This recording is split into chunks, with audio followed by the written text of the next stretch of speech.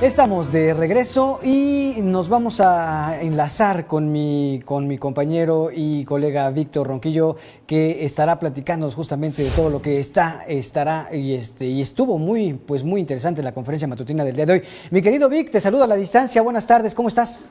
Buenas tardes, Jonah. Pues aquí contento de hacer esta reflexión que, si me permites, no tiene que ver únicamente con la mañanera, No, tiene que exactamente. ver con el escenario político, tiene que ver con lo que está ocurriendo en términos de lo que me parece un hecho histórico, ¿no? Hay antecedentes de esto, como ya lo mencionaba mi amigo Ricardo Ravelo, ¿no? En términos de la detención de algunas personas involucradas en narcotráfico con una función importante dentro del ejército. La más significativa de ellas es la de Gutiérrez Rebollo, Exacto. que ocurrió en el año de 1997, y él entonces era el zar antidrogas del gobierno de Zedillo. La investigación que procedió a esta captura fue realizada también en Estados Unidos, y eso hay que señalarlo. A mí me gustaría mucho empezar a hablar de esto, ¿no? De este hecho histórico, y cómo este hecho histórico está relacionado con lo que hemos mencionado en otras ocasiones. Sin duda,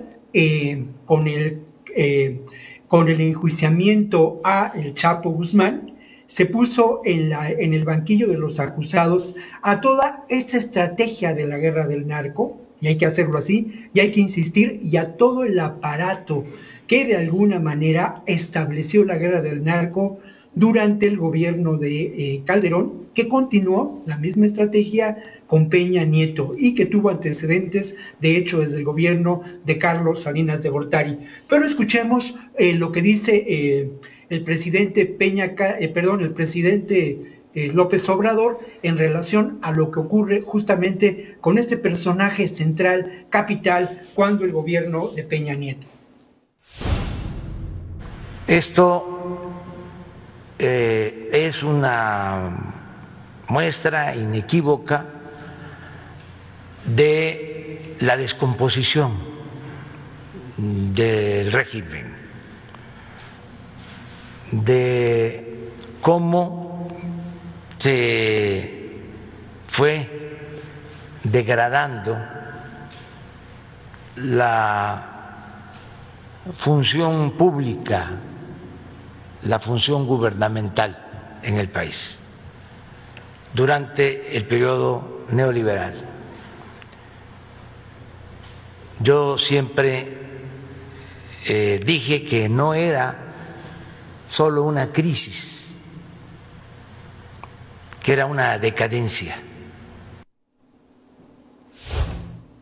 Evidencias muy importantes de esta terrible decadencia, en el caso Lozoya, en el manejo también con opacidad de los fideicomisos, dos temas que son relevantes hoy en día, y muchos otros que tienen que ver también, y hay que señalarlo, con el lamentable estado en que se encontraba la atención a la salud en nuestro país. Al final de cuentas, todo esto tenía como un elemento central a la corrupción, a el generar beneficios propios, el gran negocio, los muchos negocios de estos gobiernos neoliberales en función de unos pocos, generando una enorme inequidad, una enorme injusticia y, hay que decirlo, un enorme dolor humano.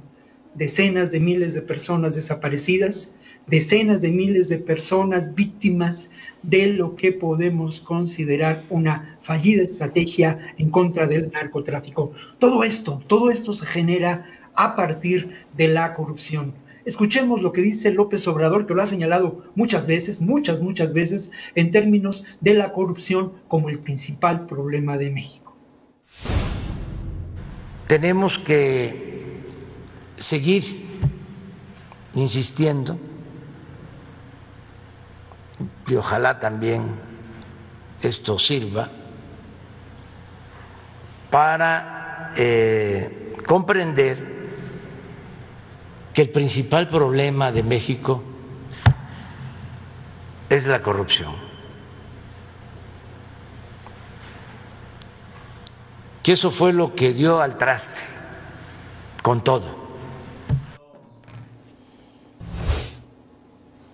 Jonah, por eso me permito Sí. decir que esto no es necesariamente un resumen de la mañanera, ni mucho menos, que respeto mucho y que se hace en otros lugares por otros compañeros. No, insistimos en que esto es un análisis de lo que podemos considerar el momento, el escenario político, y en ese escenario político hay que poner en la mesa de debate, en la mesa de discusión, en la mesa de trabajo, la función del ejército mexicano cuando en este gobierno de López Obrador, sin duda un aliado fundamental desde la perspectiva de López Obrador para llevar adelante lo que podemos considerar este proyecto de transformación.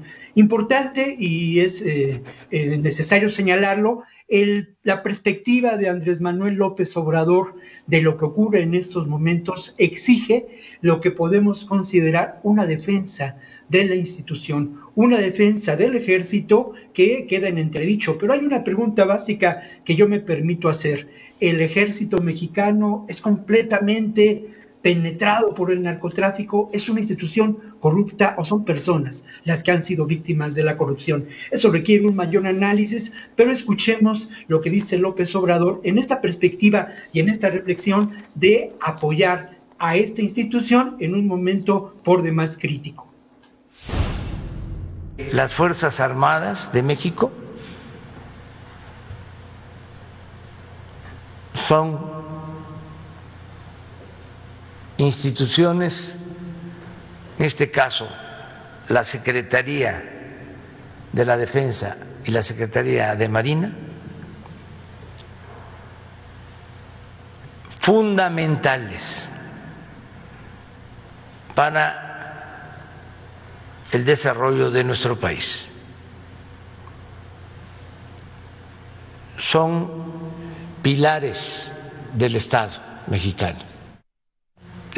Puedo decir de almirantes, de generales, de oficiales, tanto de Marina como del Ejército, y desde luego de marinos y de soldados, que son pueblo uniformado. La mayoría de los que forman parte de estas instituciones son mexicanos honestos. Y me parece que el gran tema de esta reflexión que compartimos con ustedes tiene que ver con lo que fue la función del Estado en la época neoliberal. Lo hemos dicho muchas veces en esta mesa de trabajo.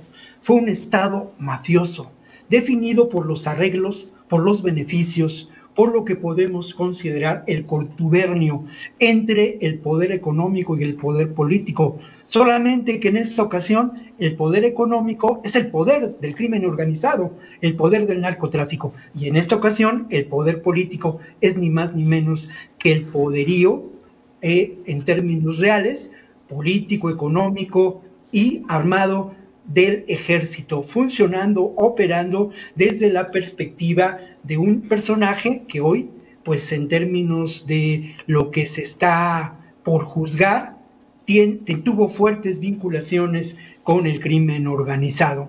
Escuchemos lo que dice López Obrador en relación a esta calidad y definición del Estado cuando la época neoliberal. Si no se habla de un narcoestado, pues sí se podría hablar de un narcogobierno. Y sin duda de un gobierno mafioso.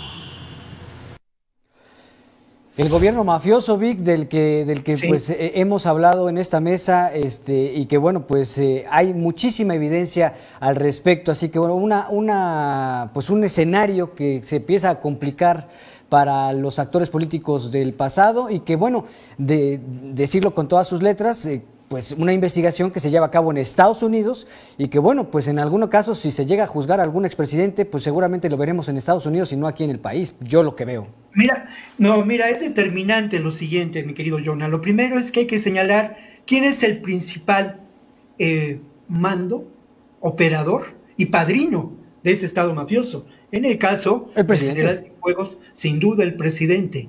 Y de ahí la relevancia Claro. de la próxima consulta, y de ahí la relevancia de lo que hemos dicho en otras ocasiones, es la purificación de la vida política en México. Sin duda, estamos ante hechos sin precedentes, y estos hechos sin precedentes me parece que empiezan a presentar ya elementos, evidencias de posibles responsabilidades penales de personajes como Peña Nieto. Se nos acaba Pues se nos acabó el tiempo, pero hay Vic.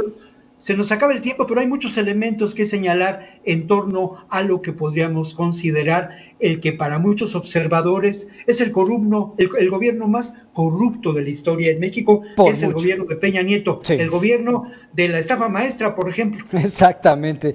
Mi querido Vic, es viernes, te mando un abrazo, buen fin de semana También para ella. y te vemos hoy en la noche en Informe Capital. Muchas gracias, hasta luego. Hasta luego, Vic, mi querido Víctor Ronquillo, con estos análisis de la agenda política.